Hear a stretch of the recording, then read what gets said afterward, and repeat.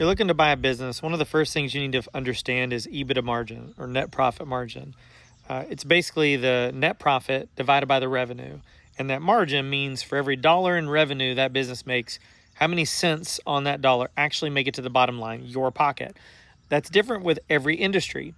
And one of the things that I wanted to show you guys was I found this really good post that someone shared, and it talked about average profit margins by business. And you can kind of go through and see each one of these.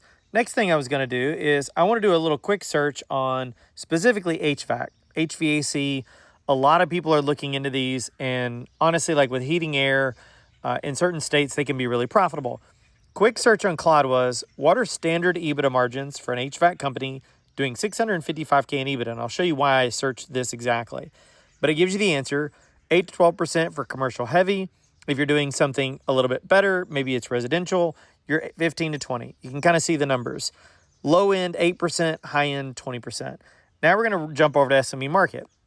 I've filtered for HVAC, EBITDA 500K or more, margin 10% or higher, multiple 0 to 4. So something I would actually consider. And what you can see is really quickly, we put EBITDA margin on all our listings. You've got 20% margin, 20% margin.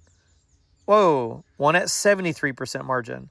So I looked up this specific one because I saw 20% and 20% thinking, what are they doing right? And in fact, what I realized was that that's going to throw off actually more red flags than it being a good business, is that something doesn't look right. Because when you've got a business that's that much different than the average, you either have a very hands-on owner who has not hired enough people where that's going to drive the margin down, or you've got something false or fictitious going on here. Maybe it was a typo, but that's a quick way to look at an industry I'm looking at. What should the numbers be?